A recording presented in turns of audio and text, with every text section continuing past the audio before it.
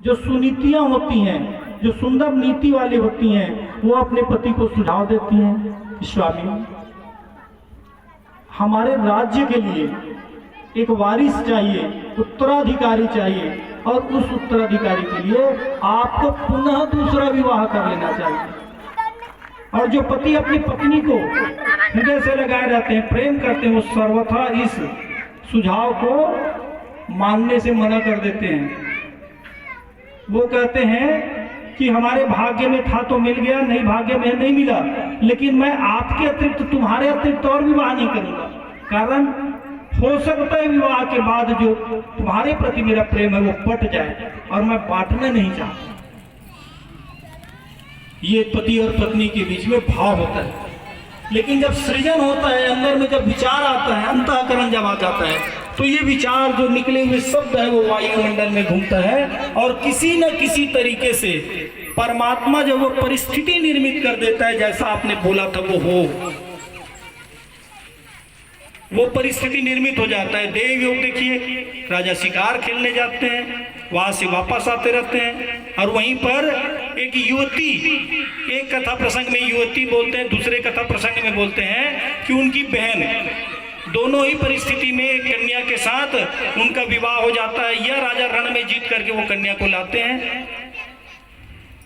डोला पर्सन जो बोलते हैं, दरवाजा से अंदर घर में प्रवेश का समय आता है, उस प्रवेश काल में वो कन्या जो है वो नई वधू के रूप में जो आ रही है, वो प्रश्न करती है कि ये कौन है दरवाजे में जो खड़ी है।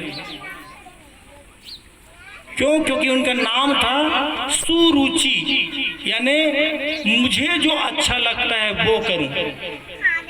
पति का पेमेंट मिला है कि नहीं मिला उससे कोई मतलब नहीं, मुझे मायके जाना है तो मुझे वस्त्र चाहिए, आभूषण चाहिए, वही साड़ी पहन के जाता हूँ। बोला तो बहुत जन देख रहे, मुझे नए कपड़े चाहिए। ये है सुरुचियां, मतलब घर के परिस्थिति के अनुसार समझौता नहीं करती। तो वो सुरुचि आते ही कहती ये कौन है, और जब पता चलता है कि ये उनकी पहली पत्नी है, राजन बोलते हैं कि ये मेरी पहली पत्नी है, तो बोलते हैं जब तक ये रहेगी मैं गृह में प्रवेश नहीं करूंगी। और इतने में राजा तो असमंजस की स्थिति में है, लेकिन सुझाव किसने दिया था? सुनीति ने। तो सुनीति स्वतः कहती है कि राजन, हमें हमारे वंश के वृद्धि के लिए हमें उत्तराधिकारी चाहिए, तो आप जो है महल में प्रवेश करिए, मैं जो है बाहर में रह जाऊंगी। उनके लिए कुटिया का निर्माण किया जाता है, और कुछ दूरी में जो रानी है, उस महल की रानी है, उस रानी के लिए कुटिया का निर्माण किया जाता है, और उस कुटिया में रानी रहती है। रानी भगवान विष्णु की आराधना करती हैं, तीर्थरथ भगवान विष्णु की पूजा अर्चना करती हैं।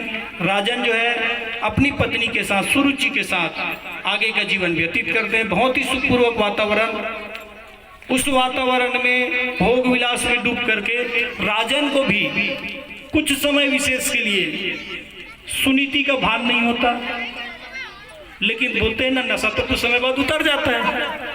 अच्छे संस्कार अगर आप में हैं तो आप लंबे समय तक लेके चलते हैं, लेकिन रूप यौवन का जो संस्कार है वो तो कुछ समय तक चलता है। तो सुनीति का जो भ्रम है राजन के ऊपर टूटा। राजन जो है हमेशा हृदय में सुनीति को विचार करते हैं, सुनीति को विचार करते हैं। अब देवयोग कुछ ऐसा बना कि राजन जो है आखेट खेलने के लिए जाते हैं। आखेट खेलने के पश्चात जब वापस आते हैं, रात्रिकालीन समय है, बार बार दरवाजा खटखटा रहे हैं, लेकिन सुरुचि को नींद प्यारी है, उनको निद्रा आ रही है। सुरुचि का मतलब उसको नींद आ रही है तो वो नहीं उठेगी, चाहे वो 10 बजे ड्यूटी से आने के बाद खटखटा रहे हैं, जो भी कर रहे हैं, फोन लगा रहे हैं, नहीं उठेगी क्योंकि उसको नींद लग रही है। तो यहाँ भी दरवाजा नहीं खुलता। अब मरता क्या नहीं करता, राजन क्या करे? रात्रि में विश्राम करना है, भूख लग रही है, भोजन चाहिए। पता है कि यहाँ पर रानी रहती है, मेरी कुटिया बना भी है, और उन्हें हृदय से याद भी कर रहे थे। तो वो जो राजन है उस कुटिया में प्रवेश करते हैं। रानी बड़ी प्रसन्न से अपने आराध्य को, अपने पति परमेश्वर को सम्मुख पाकर चरण प्रक्षालन करती है। उनके लिए जो कंदमूल का भोजन है वो भोजन प्रदान करती है, और उसके बाद उनका पैर दबाती हैं, चरण सेवा करती हैं। पति और पत्नी हैं, ऐसे भी पति और पत्नी के बीच की जो व्यवस्थाएं हैं वो पहले भी थी। यहाँ तो केवल वारिस की बात थी, वंश की बात थी, लेकिन है तो उनकी पत्नी।